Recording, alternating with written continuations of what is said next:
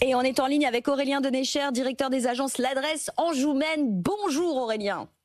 Bonjour Marie. Et vous voulez nous parler du crédit vendeur? Moi je trouve ça génial. Racontez-nous un peu, parce que j'ai résumé grossièrement, mais dites-nous un peu en quoi ça consiste ce crédit vendeur. Très bien fait. Effectivement, en fait, on a des possibilités d'apporter des solutions qui sont des fois un petit peu différenciantes et qui permettent de débloquer des solutions.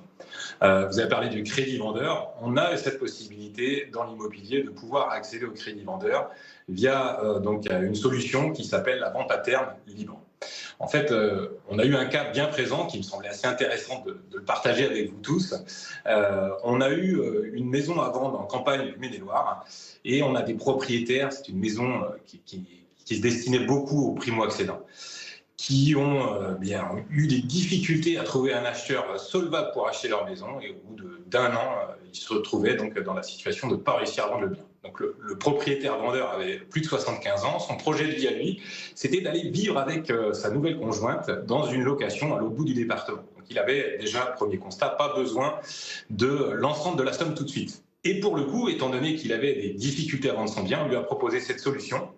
Alors, ni plus ni moins, qu'est-ce que ça représentait pour lui? C'était de mettre en vente son bien avec une mensualité sur 240 mois, sur 24 ans, sur 20 ans, pardon, excusez-moi, et qui permettait finalement à l'acquéreur d'accéder à ce bien sans supporter le coût du crédit et le coût de l'assurance. En gros, je vous interromps Aurélien, mais en gros, il a fait un PTZ, quoi. C'est ça l'idée. C'est fou, hein. C'est assez fou. Et pour le coup, eh bien, on a pu trouver des acheteurs et ça a même rendu son bien plus attractif puisque, pour tout vous dire, il avait une idée de valeur de son bien à 160 000 euros.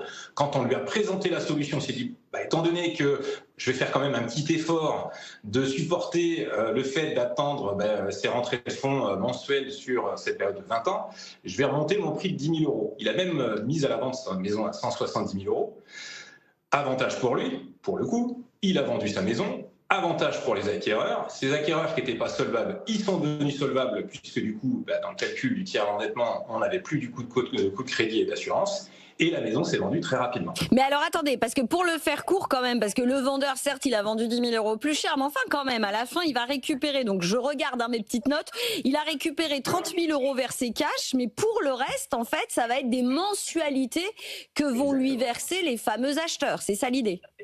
Exactement. En fait, finalement, on se retrouve pas très très loin d'une solution viagère, à la seule différence qu'on a donc un bien qui est libre tout de suite, puisque ici on va parler de vente à terme libre, et qu'on a une durée définie. Pour le reste. Oui, alors quand même, je veux pas être pessimiste pour ce vendeur, je sais qu'on vit de plus en plus tard, mais enfin là, il a 75 ans, il fait un crédit sur 20 ans, si mes calculs sont bons, ça pousse à 95 ans. Ma question, elle est simple, c'est que du coup, est-ce que finalement, il s'y retrouve ce monsieur? Parce que il faut aussi, dans la solution Viaja, il y a aussi cette idée de financer les vieux jours, etc. Donc là, est-ce qu'il va s'y retrouver? Comment ça se passe au moment de son décès? Alors, il s'y retrouve complètement, puisque pour le coup, il a retrouvé ses sommes au fur et à mesure. Et au moment de son décès, ça fait partie de sa succession. C'est donc ses héritiers qui vont profiter de ces mensualités. Et par exemple, si les acheteurs voulaient tout verser d'un coup pour X ou Y raison, parce qu'ils ont une grosse rentrée d'argent à un moment, est-ce que c'est possible aussi de sortir de ce système de mensualité Pour le coup, c'est un accord entre les parties, puisque quand même, il y a une hypothèque qui est montée quand on met cette solution en place par le notaire. Oui, parce que j'allais dire, il n'y a pas d'assurance, du coup, il n'y a pas d'assurance de prêt Pas d'assurance, mais il y a quand même des contraintes. Il y a un cadre qui est bien défini et qui est enregistré à l'acte notarial par le notaire. La première, c'est qu'il y a une hypothèque qui est inscrite sur le bien vendu au nom des vendeurs. Donc, si on veut finalement sortir plus tôt du schéma, pourquoi pas, mais il faut repasser devant son notaire pour lever cette hypothèque. Et également, on a une clause résolutoire qui indique quoi? Qui indique que si à un moment, il y a un versement qui n'est pas effectué, l'hypothèque déjà va prendre son effet.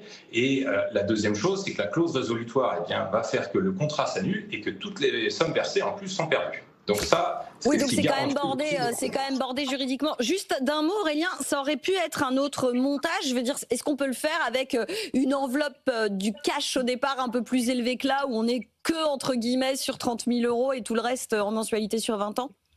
Effectivement, en fait, c'est des jeux de phase communicants, c'est-à-dire que plus vous mettez d'apport à l'origine, plus la mensualité sera faible, inversement. Et pour le coup, on peut complètement organiser sa vente en fonction des besoins de chacun.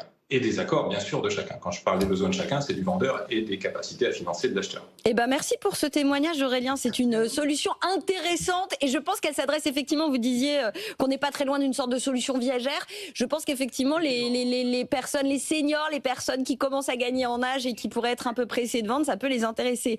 Aurélien Denécher, directeur des agences L'Adresse Anjoumen. Si comme Aurélien, vous avez des témoignages terrain à nous apporter, n'hésitez pas à nous